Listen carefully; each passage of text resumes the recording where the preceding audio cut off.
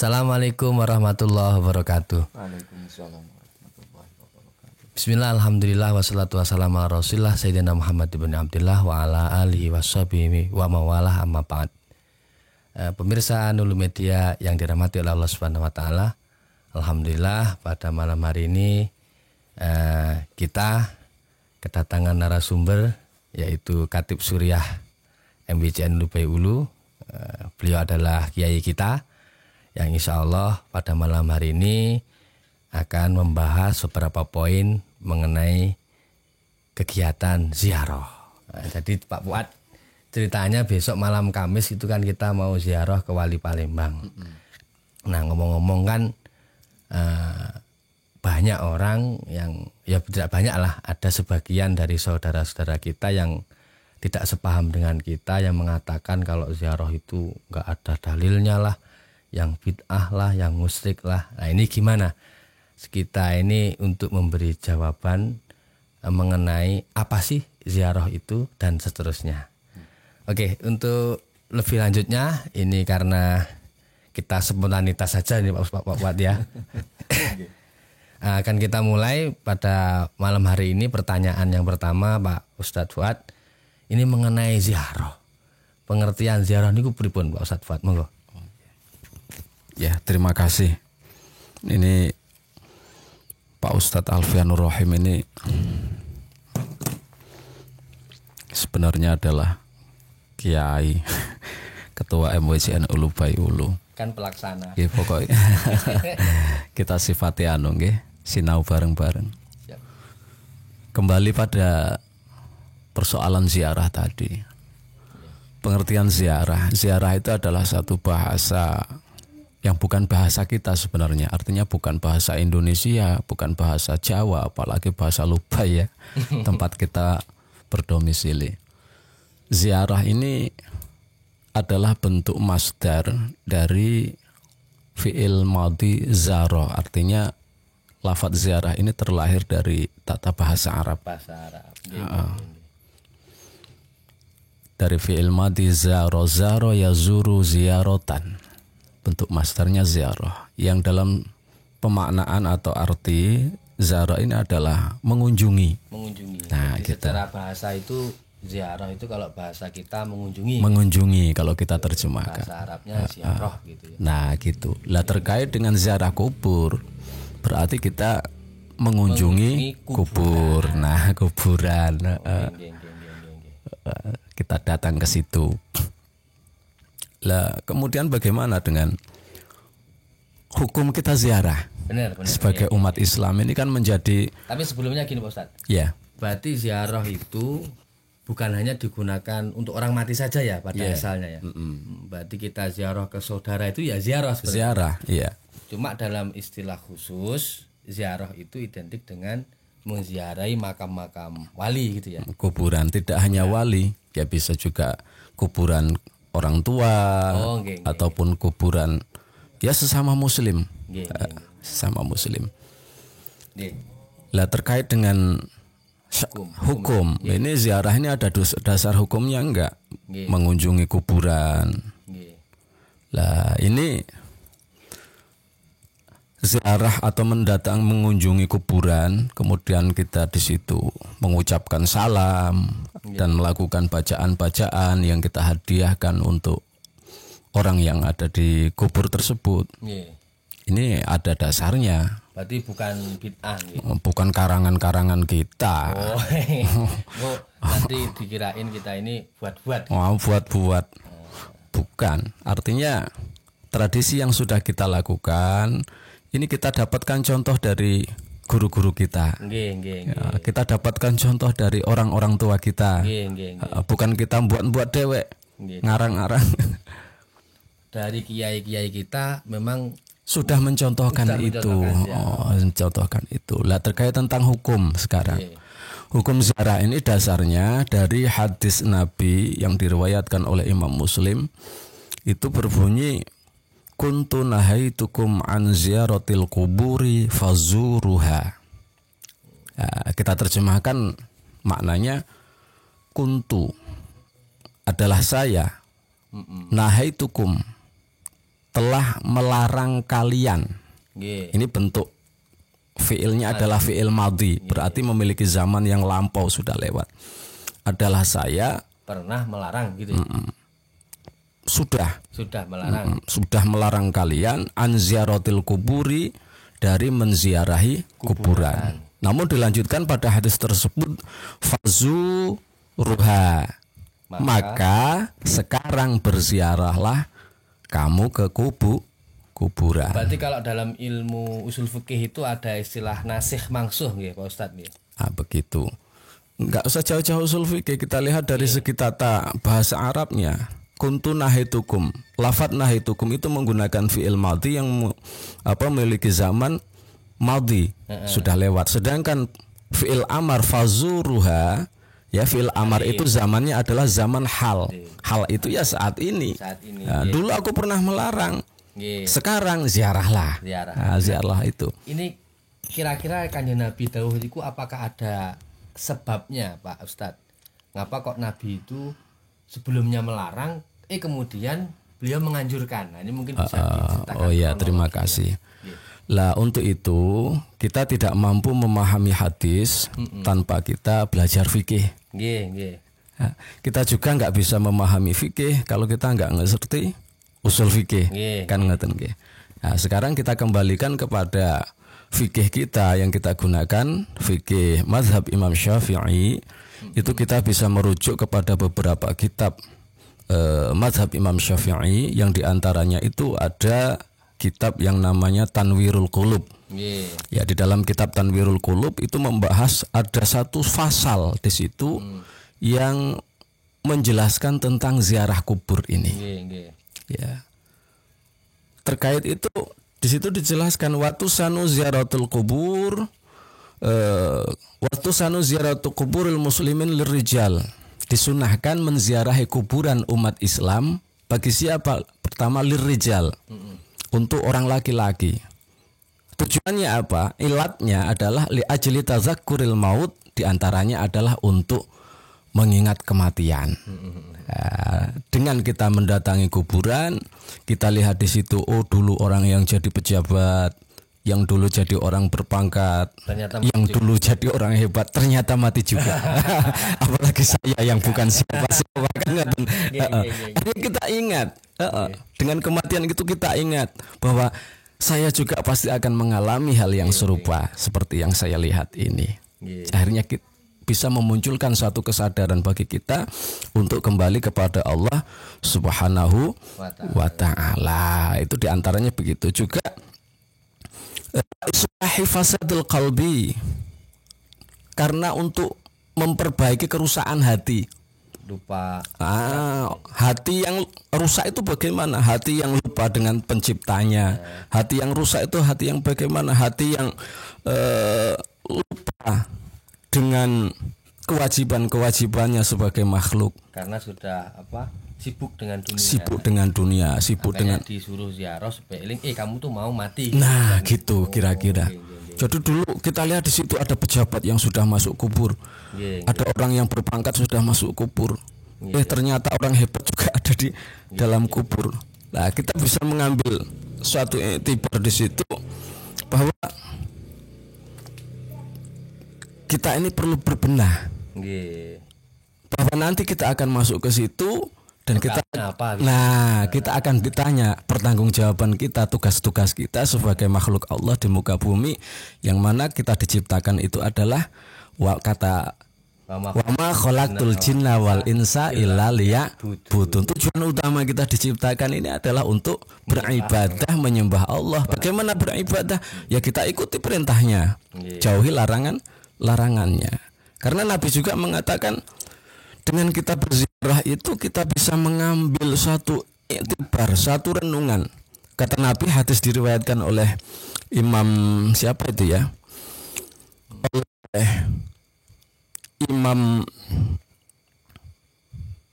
Baihaqi, Rawahul Baihaqi. Ittali' fil qubur wa'tabir bin nusyur. Ittali', lihatlah. Fil kubur, di dalam kuburan. Wa'tabir, dan ambillah iktibar, ambillah renungan, ambillah suatu pemikiran, ya. bin nusyur tentang kebangkitan. Nah, seperti itu. Jadi kita dengan datang ke kuburan, melihat di situ, kita ingat akan kematian, kita ingat bahwa setelah kematian itu nanti ada pertanggungjawaban, bahwa kita nanti akan dibangkitkan kembali oleh Allah Subhanahu wa taala. Kembali ke tadi Pak Ustadz, berarti ini kalau nggak salah Pak Ustadz ya. Yeah. Adanya tadi yang kuntu nahaitukum itu, hadis itu muncul ketika awal-awal Kanjeng Nabi itu baru berdakwah kan. Artinya umat Islam pada kala itu dalam sejarahnya masih belum kuat keimanannya. Makanya Nabi melarang berziarah. Nah, kemudian setelah itu fazuruha itu adalah masa di mana umat Islam sudah kuat. Nah, artinya ketika mereka dikubur, mereka tahu bahwa sama sekali tidak ada dalam hati mereka keyakinan atau tujuan menyembah kuburan. Seperti yang disampaikan oleh ya orang-orang yang itu yang pemahamannya kurang lengkap menurut saya, ngopinya kurang jauh lah. Yang katanya itu kita ubadul kubur. Padahal sama sekali tujuan kita ke kuburan itu ya tidak untuk menyembah kuburan, ya melainkan diantaranya seperti yang disampaikan Ustadz tadi, mengingat daripada kematian. Ya, kalau yang dikunjungi wali itu Ustadz, selain mengingat kematian ada lagi nggak Ustadz? Ada. Di dalam kitab Tanurul Qulub juga disebutkan wa naf'il mayyit bima yutla indahu minal Qur'an. Ya, selain dengan kita mendatangi kuburan, kita ingat kematian, kita bisa memperbaiki hati kita yang keruh dengan urusan duniawi yang ruwet seperti ini. Kita juga bisa memberikan kemanfaatan kepada ahli kubur tersebut dengan apa? Bima yutla indahu minal Qur'an, dengan bacaan-bacaan yang dibacakan di sisinya dari bacaan Al-Qur'an. Berarti bacaan itu sampai. Lah itu kan mereka tanya buktinya apa sampai. Sampai nyatanya nggak pernah kembali. Atau kalau pengen buktinya mati dulu. Lah mereka berkata nggak sampai itu kan karena mereka belum mati. Ya. Kalau sudah mati nanti. Kalau sudah mati tahu rasa ya. Apalagi yang Ustadz pernah sampaikan dulu kayaknya orang mati itu seperti orang yang tenggelam, itu gimana Ustadz itu? Oh itu begini. Jadi ada satu hadis juga yang berbunyi mal mayyitu fi qabrihi illa kal gharik. Nggih. Niku napa artine gak ngerti aku. Saya lanjutkan dulu. Nggih. Mal mayyitu fi qabrihi illa kal gharik al maghawis yantaziru da'watan talhaquhu min ibnihi. Nggih. Au akhihi. Nggih. Au sadiqin lahu. Nggih.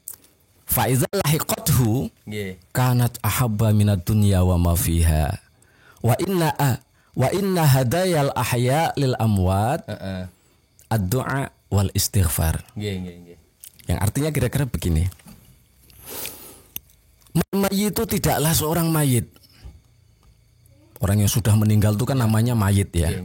Mal mayit itu tidaklah seorang mayit fi qabrihi, di dalam kuburnya, illa kal gharik, melainkan keadaan dia itu seperti orang yang tenggelam. Berarti gak bisa berenang itu. Jenengan bisa bayangkan.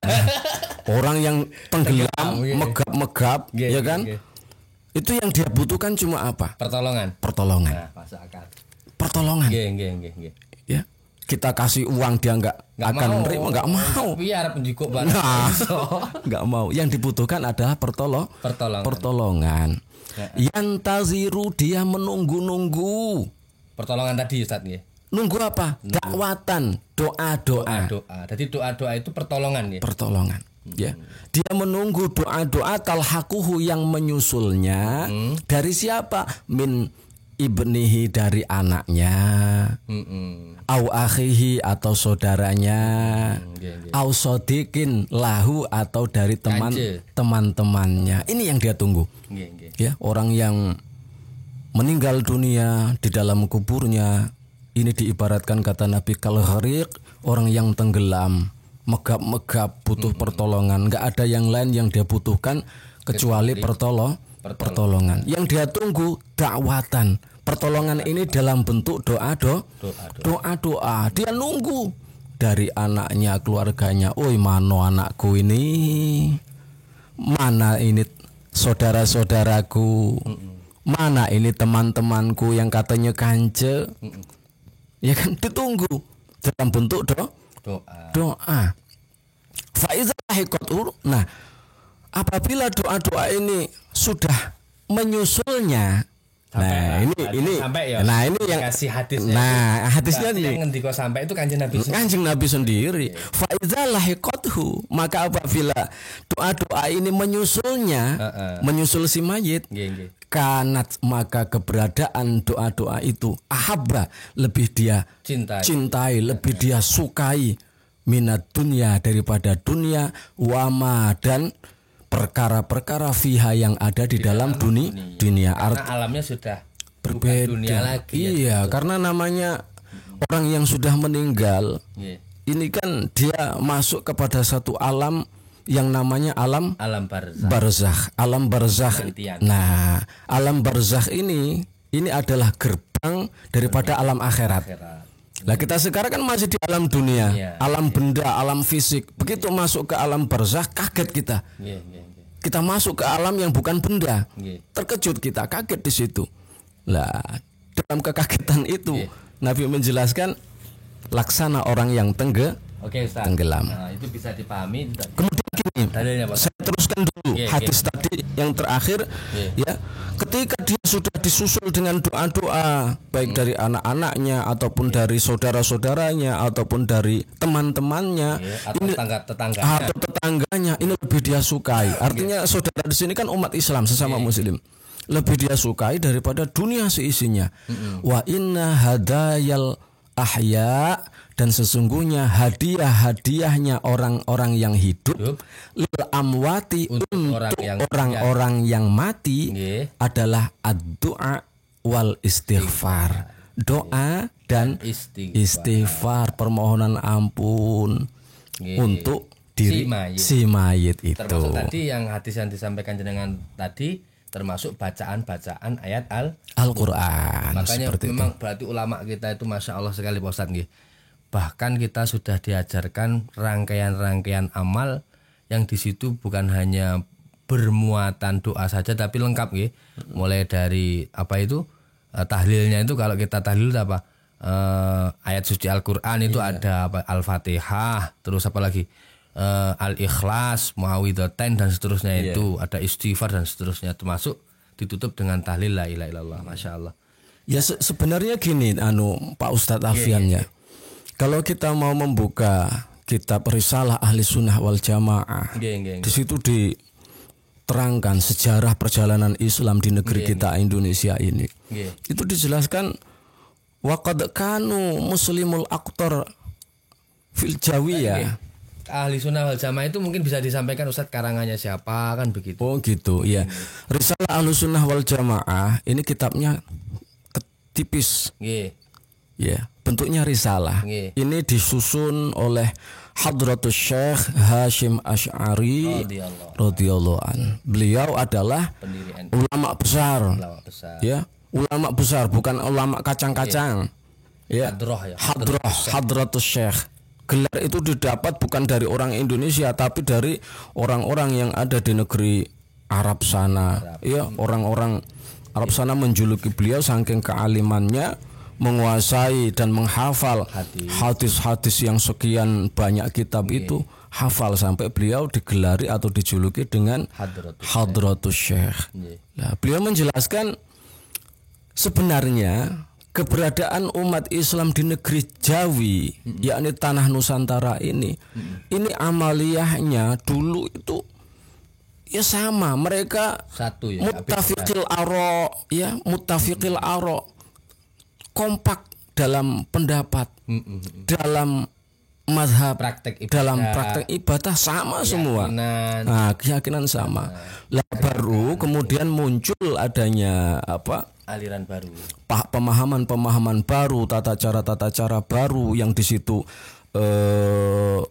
diantaranya menyesat-nyesatkan orang yang ziarah kubur ya kan. Kemudian mengatakan pahala itu tidak sampai. Ini paham ini baru muncul di dalam kitab itu dijelaskan di tahun 1330 Hijriah. Nah, di kala itulah mulai bermunculan paham-paham atau yang saling menyerang, yang saling memukul, saling menyalahkan antara satu yang lain. Dulunya kita adem ayem. Mau orang amaliyahnya jelas. Ke atasnya. Ya, jadi saya malah teringat dengan itu, Pak Ustadz. Ketika Habib Umar Mutahar hadir di tempatnya Pondok Pesantren Bumi Al-Falah itu kan beliau ngendiko, kita boleh serba baru itu bagus ya, tapi untuk urusan agama jangan cari yang baru-baru. Tetap berpegang pada yang kuno, seperti yang disampaikan juga oleh Mbah Muhayyad itu ya.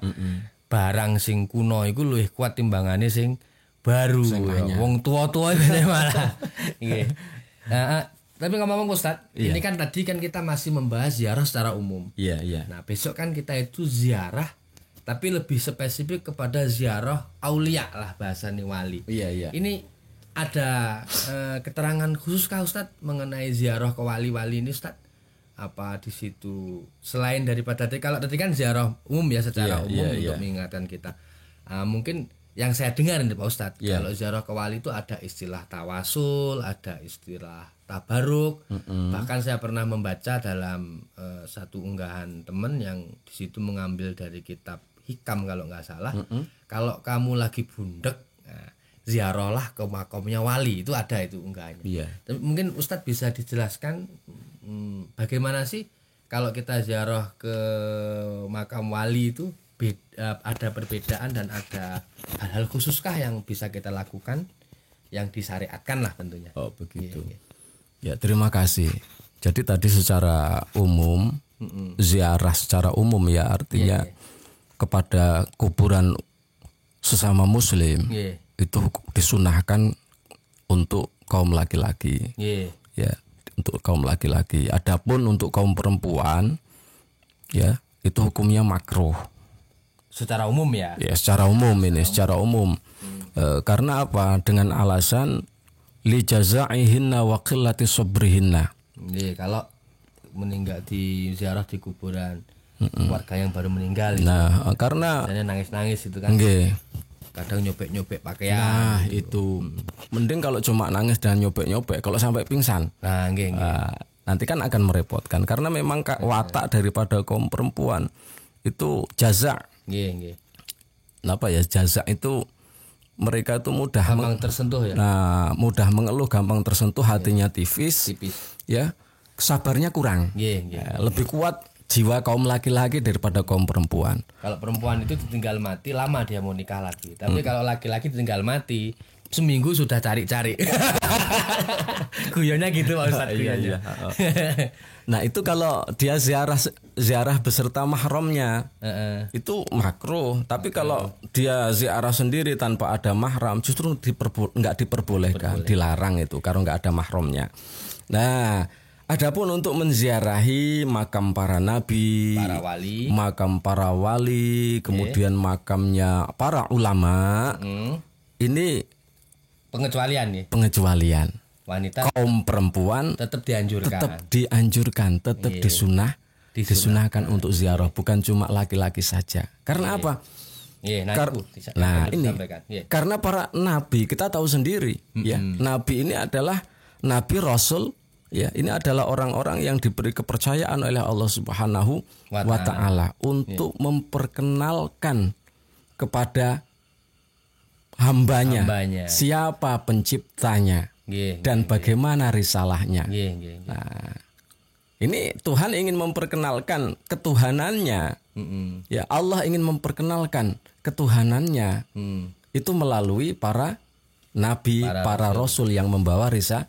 Dilanjutkan oleh ulama dan para wali. Dilanjutkan al ulama warasatul anbiya. Para ulama itu adalah pewaris para nabi. Lah, menziarahi makam ataupun kubur para nabi ini sangat disunahkan, dianjurkan sekali. Lah kita yang di sini nggak mampu berangkat untuk menziarahi makam para nabi, ya jadilah ngalap cukup. Ya. Kalau nggak mampu menziarahi makam nabi, kita berziarah ke makamnya para pewaris nabi, para ulama, para aulia, kekasih-kekasih Allah. Kasih Allah. Lah di situ kita bisa bertawasul juga. Nah, tawasul ini bukan berarti kita minta kepada kubur. Oh gitu. Tawasul itu mungkin dijelaskan Ustadz, maksudnya tawasul itu gimana? Tawasul itu adalah membuat perantara. Wasilah. Ya ayyuhallazina amanu ittaqullah wabtaghu ilaihil wasilah. Dan carilah wabtaghu ilaihil wasilah dan carilah kepadanya namanya wasilah. Wasilah itu lantaran. Dari guru-guru kita, kiai-kiai kita itu mengajarkan ketika kita berdoa kepada Allah kok bawa nama Nabi Muhammad, ya kan? Contohnya begini, Allahumma inni as'aluka bihaqqi nabiyyika Muhammadin sallallahu alaihi wasallam. Allahumma ya Allah, ini sesungguhnya aku as'aluka minta kepadamu ya Allah bihaqqi nabiyyika, dengan haknya nabimu, yaitu Nabi Muhammad sallallahu alaihi wasallam, wa bihaqqi sahibi hadzal darih, dan dengan haknya orang mulia yang dimakamkan di sini ya Allah. Aku minta kepadamu. Bukan kita minta kepada kuburan, bukan. Kita minta kepada Allah. Ini logikanya begini. Logikanya sama juga jenengan. Jenengan gak ada yayasan mboten? Gak ada. Nah, ini biasanya orang yang punya yayasan ini biasanya butuhnya banyak. Gak ngerti. Karena biasanya butuhnya banyak, terutama urusan duniawi. Urusan duit menduit. Tapi kan untuk akhirat. Nah, ya itu. Lah itu kebiasaan biasanya kan begini. Ya, ini sebagai analog. Kita butuh ada kepentingan ingin mengajukan proposal. Proposal. Nah. Kita ingin mengajukan proposal kepada siapa? Kepada pemerintah daerah, bupati katakanlah di sini ya. Ketika kita ingin punya kepentingan, ada kebutuhan, ingin mengajukan proposal kepada Pak Bupati. Tapi kita kenal enggak, ya kan? Kenal enggak ada perantara untuk bisa masuk ke situ. Langsung nyelonong gitu. Kita kenal enggak, apalagi bupatinya enggak kenal dengan kita kan. Kita datang ke situ, mau masuk saja mungkin sudah ditahan dulu sama security-nya. Ini mau apa ini? Sudah ada janji belum ini?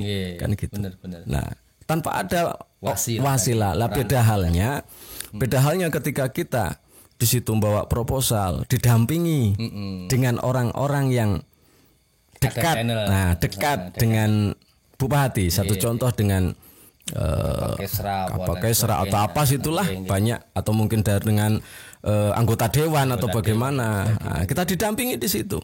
Ya, kita baru masuk pintu gerbang saja, security nggak wani mau nyegah kita kan gitu. Karena sudah lihat yang perantara kita ini begitu. Juga begitu kita masuk akan diterima dengan baik. Berarti logikanya proposal itu adalah doa-doa kita Pak Ustadz. Nah, kepada Allah agar sampainya kita melalui perantara kasih Allah. Nabi. Ya kan kita bawa bihaqqi nabiyyika. Juga dengan bihaqqi sahibi hadzal darih, wali yang kita ziarahi tadi. Orang-orang mulia. Kan ada yang bilang begini. Loh, ya kita kan sama-sama hamba Allah, ngapa enggak kita aja langsung yang minta? Kok dadak pakai itu aja begitu? Kan kita juga hamba Allah gitu.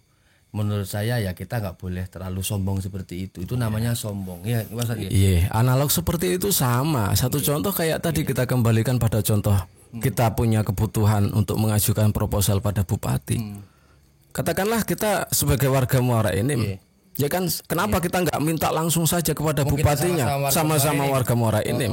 Tapi kan permasalahannya bupatinya nggak kenal dengan kita juga nggak ngerti wargane, tapi kan nggak penting ya kayak ini. Orang nggak penting, betul juga. Artinya ya Allah tahu kamu tuh hambanya, cuma kan kamu tuh caranya itu nggak benar. Artinya kan ada hal-hal yang perlu diperhatikan juga gitu ya. Ya. Bahwa Rasul pun mengajarkan untuk berwasilah menggunakan perantara. Saya itu pernah baca satu artikel Ustaz di situ, Iya. yang ada hadisnya menyatakan suatu saat itu ada sebuah kaum sowan kepada sahabat Umar bin Khattab pada saat Nabi Muhammad SAW sudah wafat.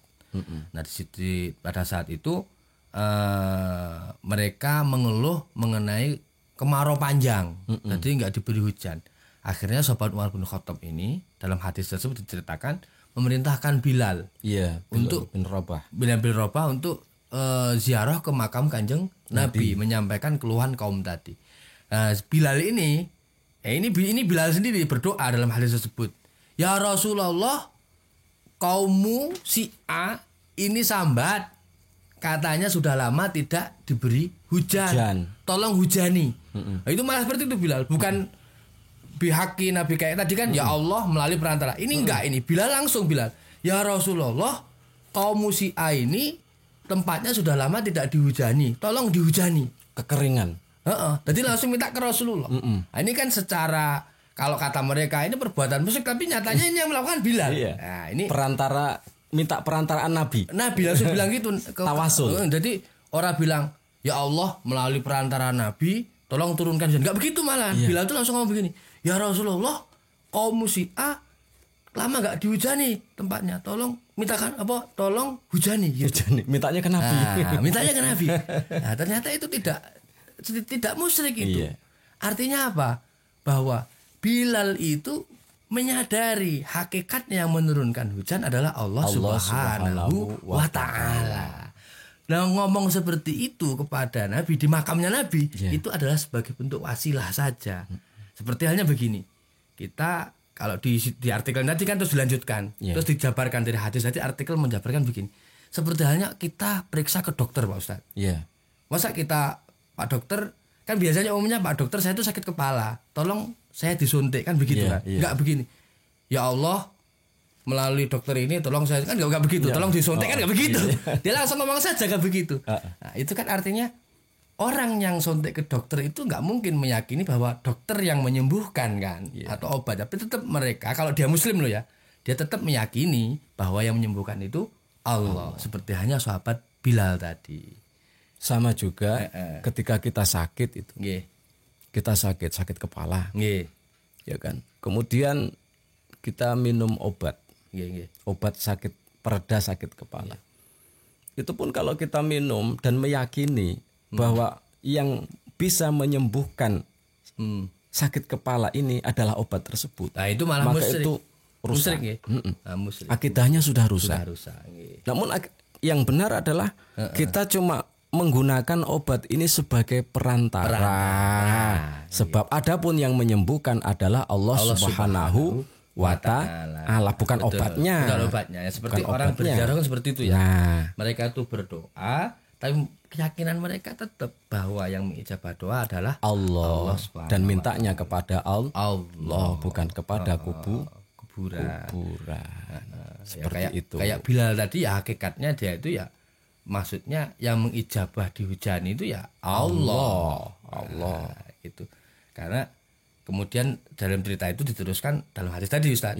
Kemudian Nabi bermimpi, Bilal tadi bermimpi bertemu Nabi. Nabi tadi menyampaikan Allah sudah mengijabah menurunkan doa kepada kaum tadi, tolong sampaikan kepada Umar, berbuatlah bijaksana. Bagaimana itu?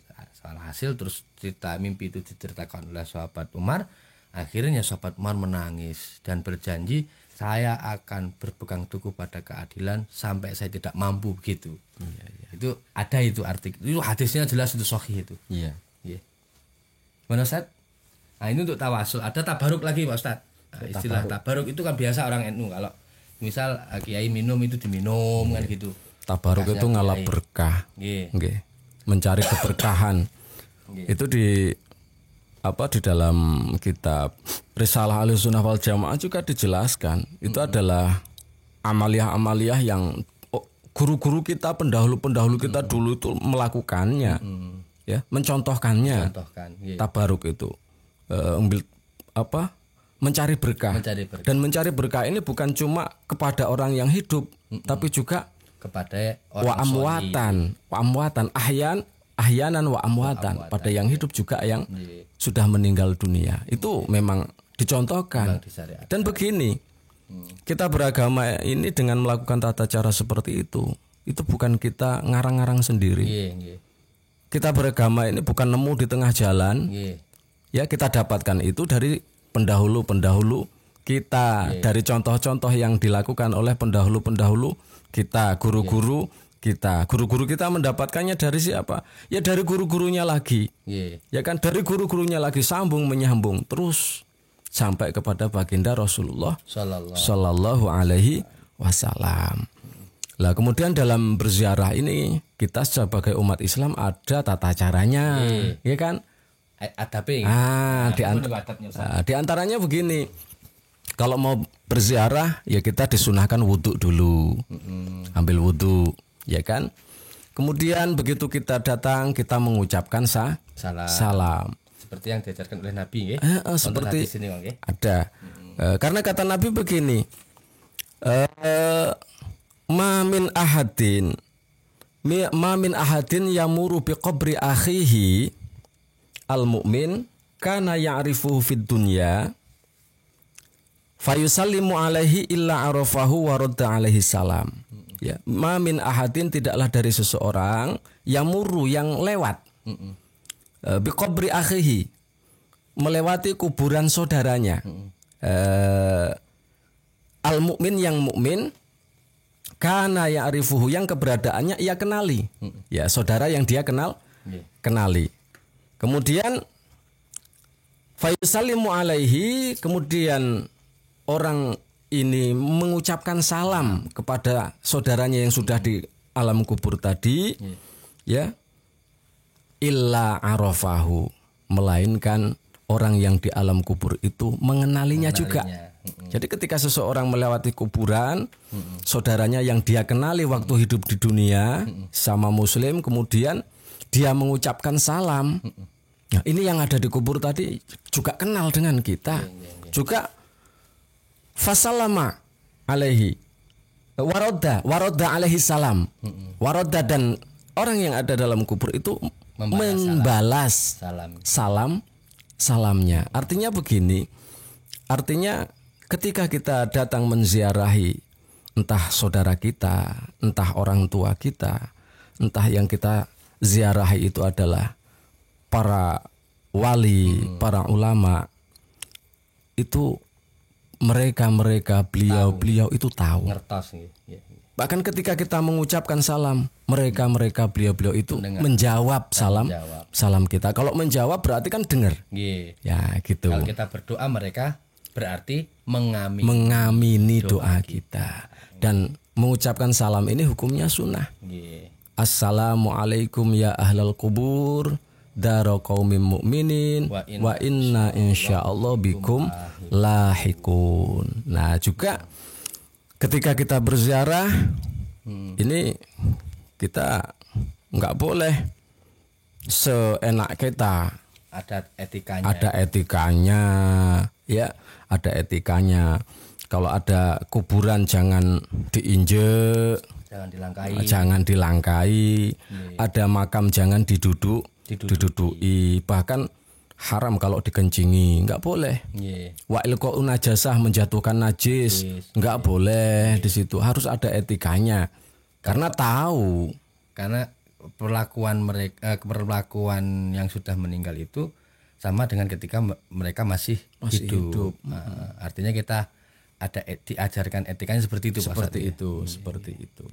Baik Pak Ustadz, untuk closing pada malam hari ini, karena mengikat waktu yang telah mau habis ini Pak Ustadz, mungkin ada pesan-pesan closing untuk podcast kita perdana pada malam hari ini. Ya, pesan saya kepada seluruh umat Islam, ya utamanya warga Nahdliyin, tentang budaya ziarah kubur yang biasa kita lakukan. Ini mari kita rawat, ya. Kita rawat, kita jaga, karena ini kita budayakan. Ya, karena ini memang ada tuntunannya. dan ada contohnya yang diajarkan oleh guru-guru kita, pendahulu-pendahulu kita, nggak usah ragu. Karena kita melakukan ini bukan karangan kita, tapi karena memang ada dasarnya. Ada dasarnya, dan kita mendapatkan ini bukan dari tidak jelas, artinya bukan nemu di tengah jalan. Iya kan? Kalau nemu di tengah jalan nggak jelas. Ini tata cara ibadah seperti ini punya siapa? Atau di Google. Nah, itu.